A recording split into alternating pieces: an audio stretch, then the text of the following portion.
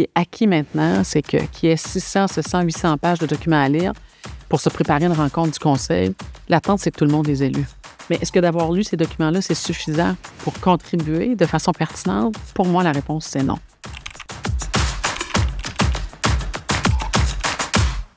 Geneviève Fortier ne s'est jamais contentée d'une seule contribution à la fois. Au cours de sa carrière, elle a siégé sur plus d'une quinzaine de conseils d'administration.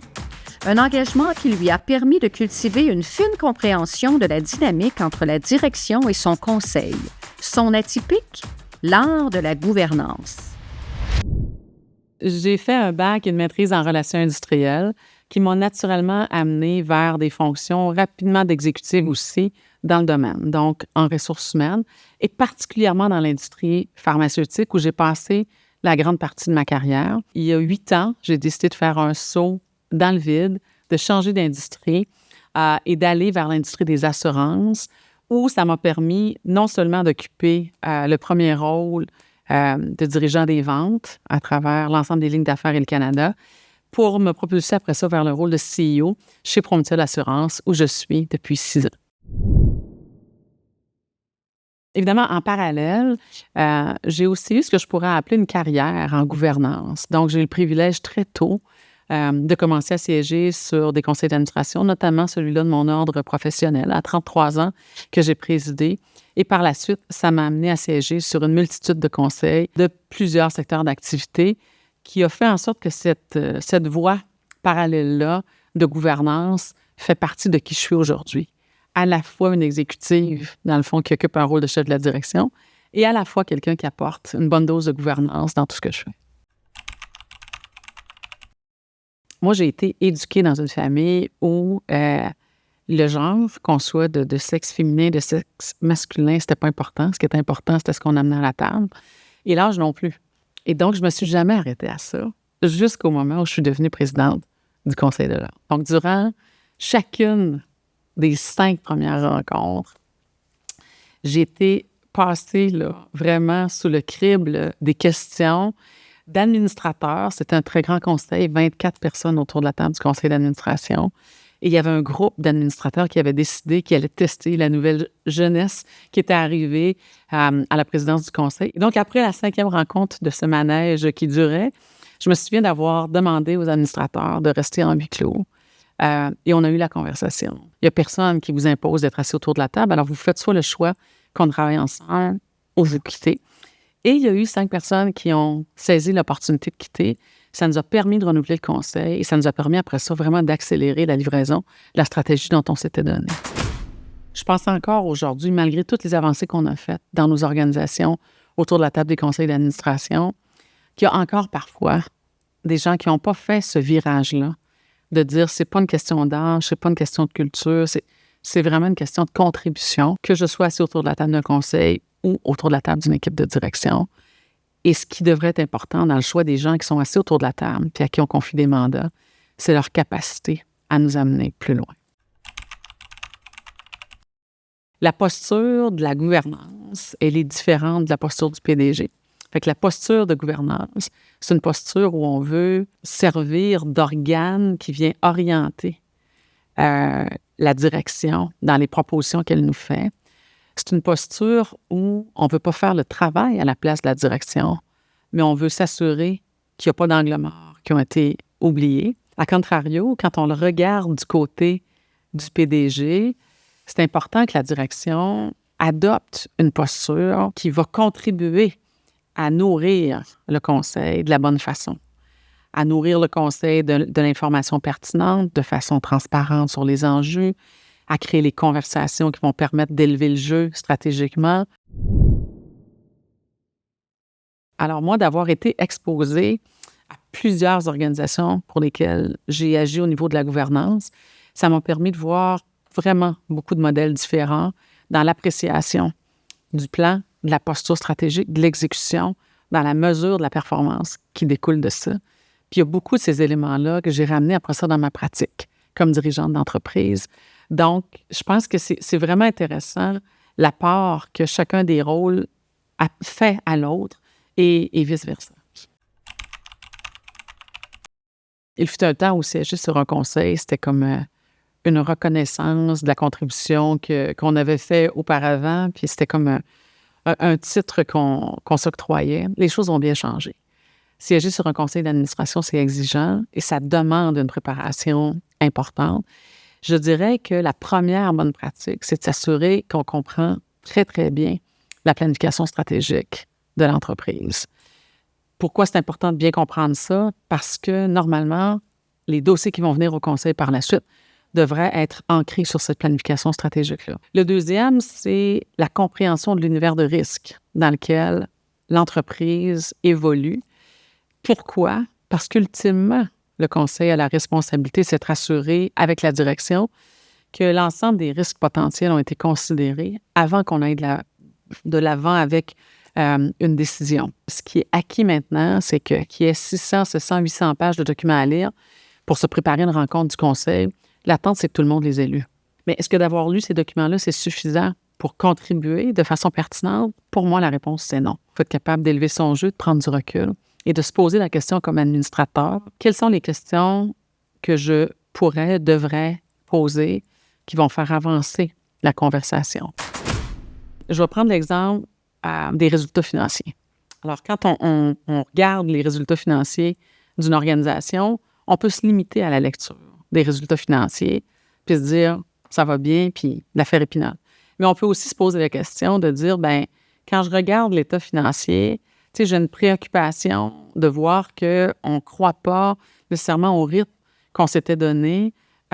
Et la vraie question à ce moment-là ne devient pas tant le résultat financier, mais ça devient la question relative à la progression de la stratégie de croissance. Cette capacité-là à formuler la question qui va créer la discussion plutôt que de simplement démontrer que je suis en maîtrise de mes chiffres, c'est ça qui fait la différence entre la question de premier niveau puis la question de deuxième puis troisième niveau. Le PDG qui se présenterait de façon froide, détachée, devant le conseil à chaque trimestre, aurait, à mon avis, de la difficulté à passer à travers les périodes les plus difficiles. Tu sais, on dit toujours qu'il faut injecter de la confiance quand tout va bien. C'est pas quand tout va mal qu'on commence à dire « ben mon Dieu, j'aurais donc dû ». Quand on parle aux administrateurs, ils nous disent tout le temps « pour moi, la confiance naît de la transparence ». Donc, la transparence du plan, la transparence des enjeux, la transparence de la mesure de la performance, ce sont des éléments qui aident à construire cette confiance-là. Puis je pense également qu'il faut avoir l'habileté à voir venir. Quand on est PDG, voir venir quelles pourraient être les préoccupations qui vont émerger du conseil, quelles pourraient être les inquiétudes qu'ils vont avoir au niveau du conseil et travailler avec l'équipe de direction à apporter des réponses, apporter des éléments de réponse qui vont permettre cette discussion-là. Chez Promutuelle Assurance, on a vécu un incident de cybersécurité en décembre 2020, en pleine COVID, où tout le monde est à la maison, et avec un virus, un rançongiciel important. Je ne conclurai pas qu'on a eu une crise de gouvernance, mais on a eu à faire une gestion de la gouvernance très, très serrée. Le conseil a été clair sur ses attentes envers la direction, mais nous avions comme direction des attentes très claires. Et les attentes que nous avions, c'est que le conseil laisse la place nécessaire à l'équipe de direction pour jouer son rôle et assurer une gestion de crise. Alors, on va communiquer avec vous de façon transparente, on va vous garder engagé, mais on va vous demander d'accepter qu'on choisisse les moments où on sera en mesure de le faire. Et notre président du conseil au niveau du groupe a joué un rôle important à ce moment-là en disant, tu sais, j'ai une confiance absolue en notre chef de la direction, en notre équipe de direction. Et ça, c'est l'exemple, je pense, d'un moment de crise où le conseil a joué le rôle qu'il avait à jouer, la direction a joué le rôle qu'il avait à jouer et où cette synchronicité-là entre les deux instances nous a permis de passer à travers cette crise-là.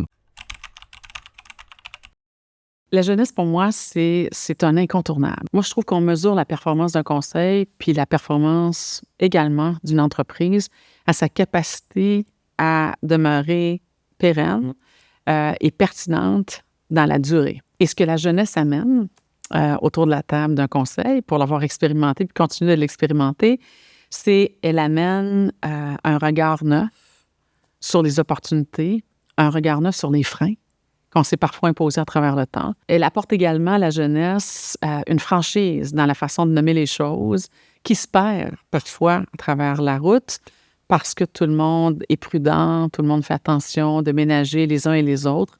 Et parfois, on s'éloigne de cette vérité-là qui parfois est difficile à entendre, mais qui nous permet souvent d'avancer beaucoup. Évidemment, tout ça, ultimement, c'est une question d'équilibre. Tu sais, un conseil d'administration d'une très grande entreprise qui n'aurait que des jeunes sur son conseil manquerait probablement cet équilibre-là entre une certaine maturité et une certaine continuité. Mais cet équilibre-là, cette tension dynamique-là qu'on doit créer, elle m'apparaît très, très saine. Le premier conseil que je donnerais à un jeune exécutif qui considère la possibilité de siéger sur un conseil, ce serait de dire « vas-y ». Évidemment, il faut bien choisir là, les conseils sur lesquels on veut siéger, mais la capacité d'apprendre, de se développer sur le conseil d'une organisation qui n'est pas en train d'évaluer sa performance comme exécutif, mais qui est en train d'aller chercher une contribution de quelqu'un qui va amener un regard neuf, c'est extrêmement riche. Il ne faut pas se dire « est-ce que je suis prêt, est-ce que je ne suis pas prêt ». Tu sais, moi, je pense qu'à partir du moment où on est approché, il faut considérer qu'on est prêt, puis on va s'organiser pour faire fonctionner ça. Puis si on n'a pas encore été approché, puis que nous, on a le goût de faire un premier pas, bien, il faut réaliser qu'il n'y a pas d'âge pour le faire. On n'a pas nécessairement besoin d'être un expert dans une organisation pour y aller. Donc, aujourd'hui, on recherche sur les conseils des profils combinés d'experts puis de généralistes. Parfois, la perspective d'un généraliste qu'on amène, c'est amplement suffisant pour amener une bonne contribution. Et il y a une tonne d'outils de disponibles. Tu sais, moi, je regarde, entre autres, ce que le Collège des administrateurs développe comme outil, même pour quelqu'un qui serait néophyte. Et après ça, ça devient une question de préparation, puis de s'assurer qu'on adopte la bonne posture pour y aller. Fait qu'il faut y aller.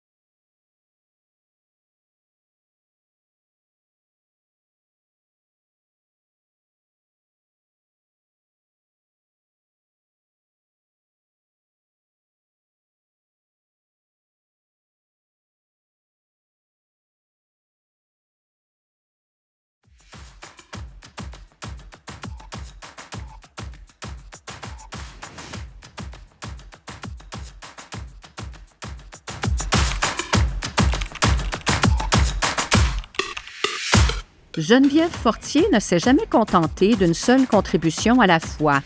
Au cours de sa carrière, elle a siégé sur plus d'une quinzaine de conseils d'administration.